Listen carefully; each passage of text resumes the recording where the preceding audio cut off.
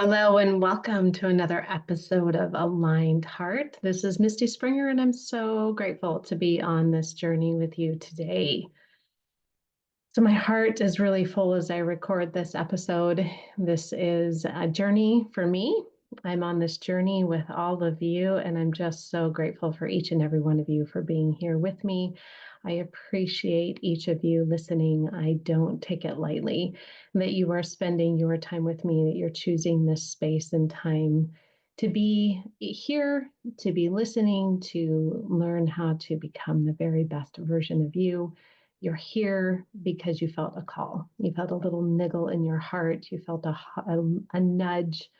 You felt that divine potential within you, and you're here to find that. And I'm so grateful to be on this journey with you. So, last episode, we talked about my process awake, aware, align. And we talked about the very first step in that process, which is awake to the truth of who you are. And we talked about the importance of that you really can't know the direction you're going unless it's clear. You can't hit a fuzzy target. And so, the very first step we have in creating the life that we want and becoming the woman we know in our hearts we are designed to be is to awake to the truth of who we are. And that's not found outside of ourselves, that's found in the stillness, in our soul, in the very depths and the essence of who we are. And there's a meditation that you can use to access that. And I hope that you'll take advantage of that. You can jump right into today. You don't need to listen to the last episode, but if you feel inclined, please do. Would love it if you would join me there.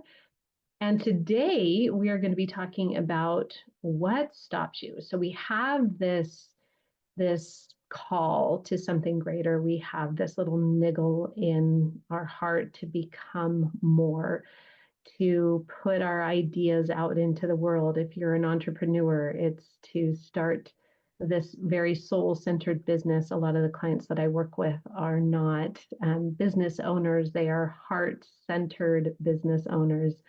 And they have a calling on their heart that feels really important. And maybe it even feels like you've tried to walk away from that. And you keep getting called back. Your heart keeps pulling you back. And you feel that potential, you feel that call, you want to show up as the best version of yourself. And the problem is that you start to move forward, you start to take action on becoming something, the version of yourself that you want to be. And all of a sudden, it feels like you hit up against this invisible brick wall. It feels like you just are stopping yourself. You're not creating the results that you want. It feels like you take two steps forward and one step back. And it can get really frustrating. It feels like you are just hitting your head against a brick wall over and over and over again. And the problem is, you can't see it. You don't know what is stopping you. And it just feels like you're stuck. It feels like you're walking through sludge. It feels confusing. It feels like I don't know what to do next. It feels overwhelming. And yet you still have this desire. You still have this, this want that is pulling you forward. I want to show up as a better mom. I want to stop yelling. I want to take better care of my body. I want to feel like I'm in control of my food choices. I want to bring this business into the world. I want to show up in using my voice and not playing small. There's all these desires that we have in our heart. And yet, when we start to take action, we get in our own way. In fact, when I ask many of my clients, what is the one thing that is stopping you from creating what you want? And the number one answer is me. I'm stopping myself. I'm getting in my own way. And so when you have this heart pulling you forward, this is who I'm designed to be, what is stopping you? What is getting in the way? If you have that desire, why is it that it feels so hard to move forward? And this is something that we talked about last week as well. It's turning up the volume on the first voice. So your first voice is that truth of who you are. It is that potential within you. It's that call that you feel on your heart. It is the reason. It's that I believe that there is an inherent need in all of us to become the very best version of ourselves, to progress, to become something more. And so it does feel really good when we move in that direction. And then what happens? We take it a step in the direction of what we want, and then the second voice jumps in. It's all the noise. It's the doubts, it's the self-judgment. It's I'm never going to get there, or it's the comparison. Why is it working for her and not me? It's generational patterns. It's the voices of our parents or past generations that say, I have to sacrifice everything in order to have what I want. There's a lot of noise that stops us or gets in the way. And we know that where you shine your light is what you will see, and what you see is the direction you'll go. So we have these two voices. We have the first voice that is this voice of truth deep down that we can discover in our heart and in our soul. And it's usually a pretty quiet whisper. And we have this second voice that feels big and loud and true. It's all the fears and the doubts and the insecurities that we have and the generational patterns. We have these two competing voices, and we have a choice in every moment of where we're shining our light. Because where you shine your light is what you will see, and what you see is the direction you will go. If you're shining your light on all that you are not, all the fears and the doubts and the insecurities, you're going to head in that direction. If you shine your light on all that you are, the truth of who you are, if you turn the volume up on that part of you, you'll head in that direction. Think about being in the middle of a dark forest in the middle of the night. If any of you have been gone camping, you know what I'm talking about. You start, you turn on your flashlight and you point it in the direction that you want to go. You follow the direction your light is shining. You're not going to walk in the opposite direction. You're going to walk in the direction of your light. Same goes for us. When we shine the light and turn the volume up on all that we are, and turn the volume down on all the noise, we move in the direction that we want without force, without willpower. It just becomes who we are. So, the noise of the second voice, in order to go around this invisible brick wall, in order to turn down the volume on that second voice, we have to be aware of that second voice. That's the second step in my process. We become awake to the truth of who we are. And the second is we become aware of what's stopping us, because awareness brings choice and awareness brings power. You can only go around what you can see. So we have between 65 and 90,000 thoughts a day, per day. And we're only conscious of 5% of those thoughts. The other 95% are unconscious thoughts. They're like white noise. They've been going on for so long in the background, we don't even hear them anymore. They're just noise in the background, but they are influencing the way that we show up. So sometimes we recognize what's stopping us. We see the 5%, that's the conscious thought. And that 5% is comparison, it's self-doubt, it's the voice of negativity and justification. And it sounds like, I just need more willpower. Tomorrow I will be better. I need a better strategy or a plan. I'm just lazy. That's why I'm not taking action. Okay, so those are some of the conscious thoughts. Those are the top layer thoughts, the things that we're consciously aware of. And we have access to thought work and being able to shift those thoughts. The problem is that we have another 95% of our thoughts that are lying under the surface that we're not aware of. And those are the thoughts that are hidden deep in our body and our heart. That's why when I do the work with my clients, we aren't just doing thought work, we're doing the work of shifting our mind, our body, and our heart, the energy of our beliefs, the energy of our feelings.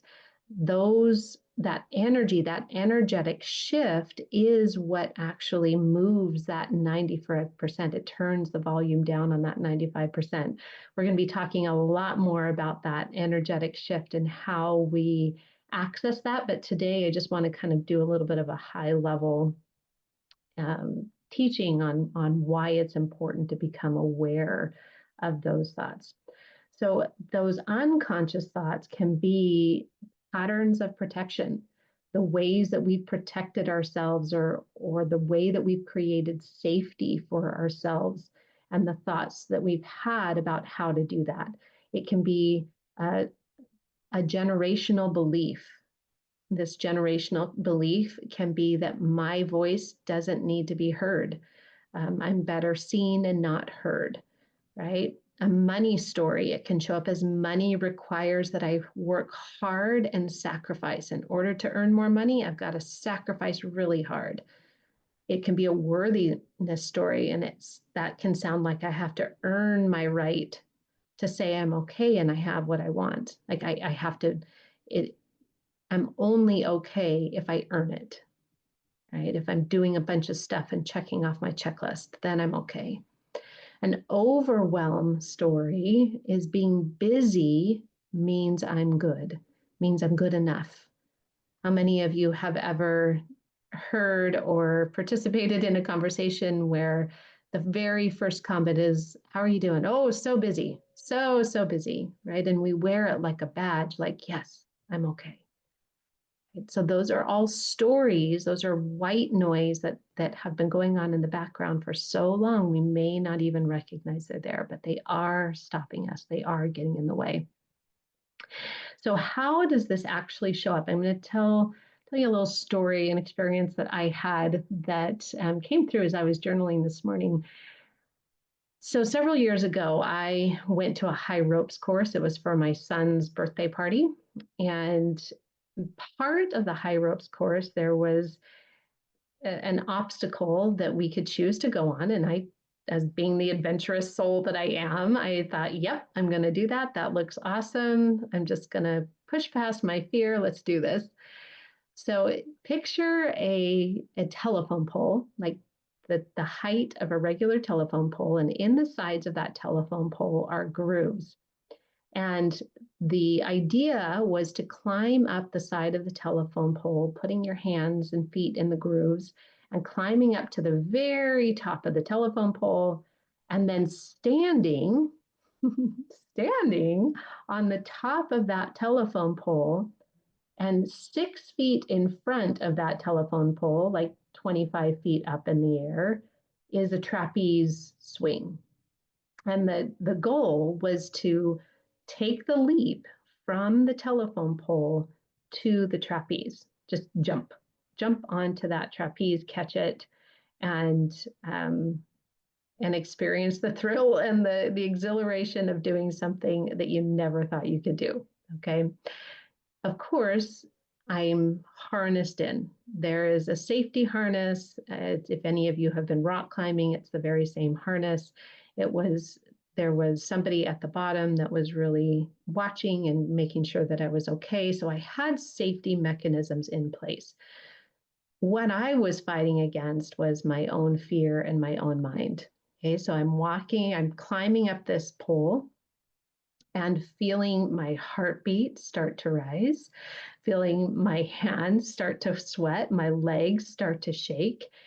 And logically, I could tell myself that I was okay, but my body could only experience the fear. I was experiencing the fear on such an intense level, it felt paralyzing. It was hard. Every step I took, the higher I got on the pole, the more scared I got. When I got up to the top and trying to stand on top of that little tiny pole, the very top of the telephone pole was barely wide enough for both of my feet to be centered on. And I was paralyzed. I was supposed to jump from the top of the telephone pole to that trapeze swing that was about 6 feet in front of me. And I literally felt like I could not do it. Like I could not take the leap. And so what I had to do in order to actually move past my fear, to get into action, I had to do two things. I had to recognize and become aware of the noise, and I had to turn the volume up on my desire, on who I wanted to be. Okay, same process that we've been talking about. So, what I did was I had to look at my fears. Okay, what am I afraid of up here? And the first thing was I'm afraid I'm going to fall to my death, right? I'm going to just fall and get hurt and die. That's what my body was telling me and my brain was telling me. And so I was able to look at that and say, okay, now that I'm aware that this is up here, I can say, look, I've got this harness. I've been in this harness before. It's caught me before. There's people here that are supporting me. This is something that I can do. And the second was turn the volume up on my desire. I really, really wanted to feel the exhilaration of the jump. I wanted to be on the other side of the fear. I wanted to experience the freedom in the flying through the air. I wanted to see if I could do it.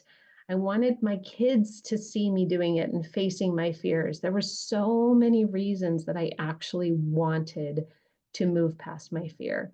And so I turned the volume up on that. I thought about that and I really focused on that. Now, the third step was one that doesn't involve thinking. The third step was I had to create safety in my body. I had to turn down and down regulate my nervous system, which was on high alert, saying, don't jump, don't jump, don't jump. I had to down regulate my nervous system, create safety in my body so that I could take the leap. And how did I do that? You've probably all done it in some way or form before. I took a big, deep breath. I took several big, deep breaths, right? And then I just got out of my head. I didn't even think about it. And I took the leap. And it was exhilarating and it was amazing. And I was still shaking as they lowered me down, but I felt so proud of myself. I was so grateful that I took the leap. I'm so grateful that I moved through the fear to find what was waiting for me on the other side. And I had to do that by becoming aware of what was stopping me, turn up the volume on my desire, and create safety in my body. That's how you move through the fear. That's how you become something new. That's how you become who you want to be and start a podcast or have a new relationship with your husband or start looking at food differently. This is they are all new experiences, something that your body has never experienced before. And so it's going to feel scary. It's going to feel like it's something that you've never done before and therefore unsafe. It's going to feel like you're going to die. I know that sounds dramatic, but that's really what your body and heart is sending the message. This is unfamiliar territory. We don't know what's happening. So stay safe. Don't take the leap. Okay. So, what does this look like from a client perspective? I have two stories that it can be really helpful in illustrating this. So, I had a client. She was recently divorced. She was older, a grandmother, and on her own for the very first time in her life. She also had a really strong desire to start her own business. She was a life coach and she wanted to be able to support herself with the income that she made as a life coach. Now, her fear was that she'd never even supported herself before, let alone run a business on her own. How in the world was she going to do this? And she tried for several years to create a consistent income and felt like she was stopping herself. She kept feeling like she was getting in her own way. She wasn't creating the income that she wanted. She wasn't creating the clients that she wanted. and it felt pretty hopeless. She wasn't quite sure where to go. And so when we started working together, what we worked on was turning up the volume on her first voice, getting really clear on the vision of what she wanted, but not just from a visual standpoint, but energetically, how it felt to be that woman that she knew in her heart she was designed to be, turning up the volume on that belief in who she was at her core.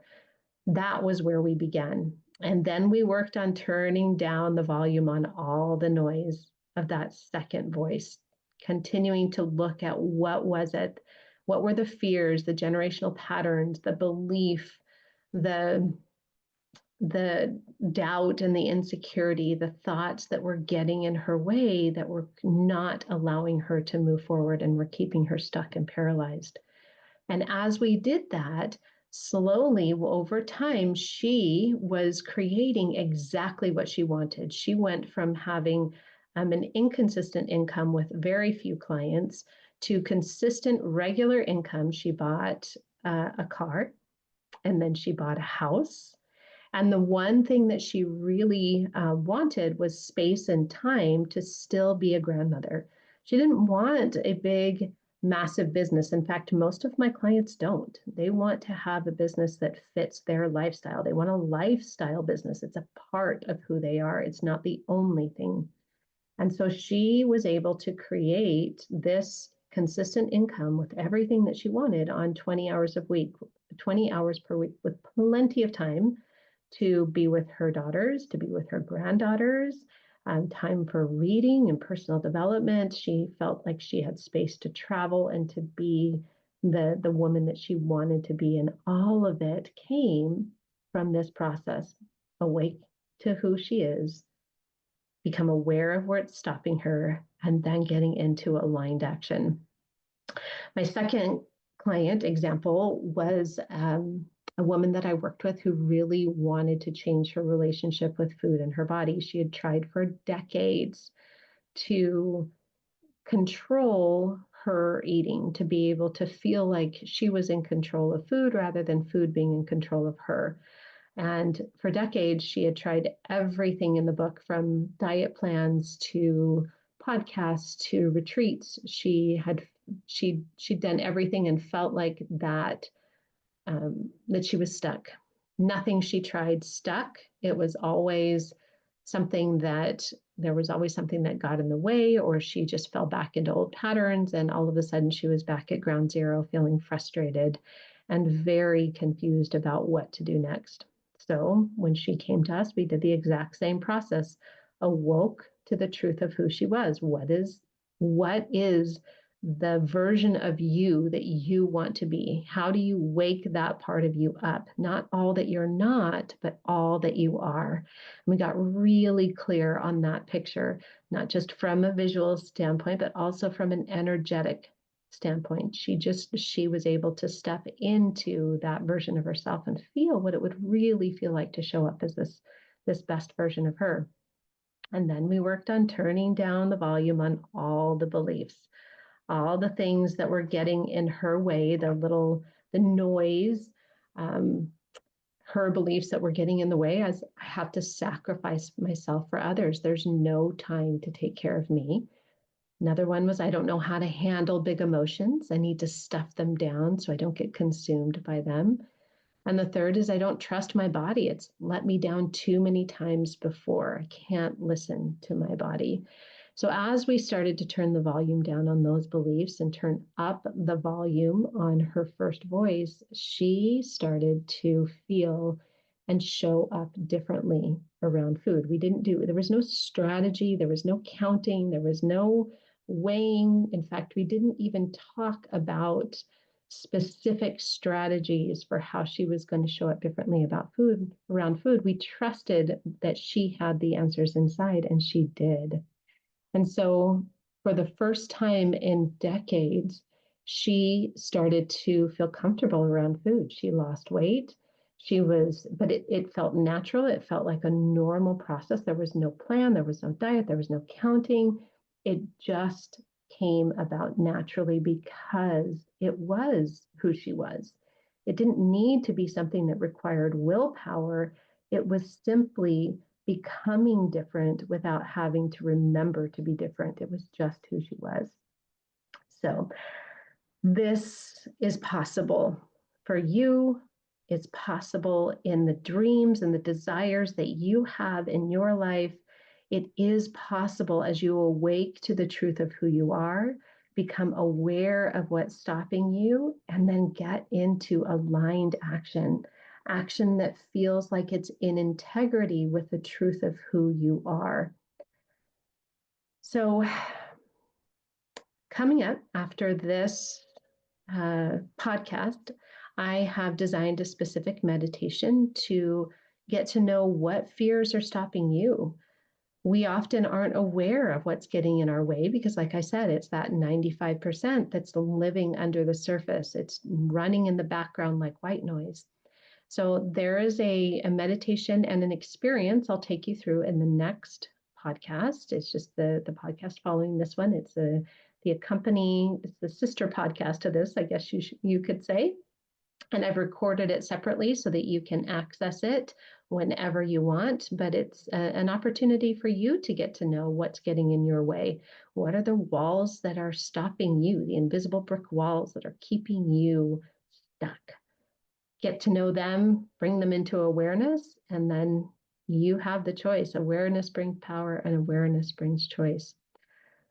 I would love to have you join me in the next episode. I also, if anything here resonated with you, I would love to open up a conversation with you. One of the things that I pride myself on is deep work. That's the work that I do best. That's the work that my clients find transformational.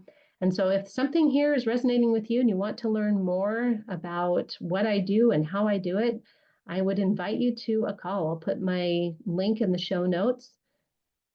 Hop on a call. Let's get to know each other. See if the coaching is a right fit for you. Would love to have that experience with you and can't wait to meet you. So this is Misty Springer with Aligned Heart. Please join me in the meditation that accompanies this podcast. And if this podcast touched you in any way at all, please share it with a friend or a loved one and leave a review. I absolutely appreciate every single one of you and being here. I'm so grateful. It blesses my life to have you here, and we'll see you in the next one.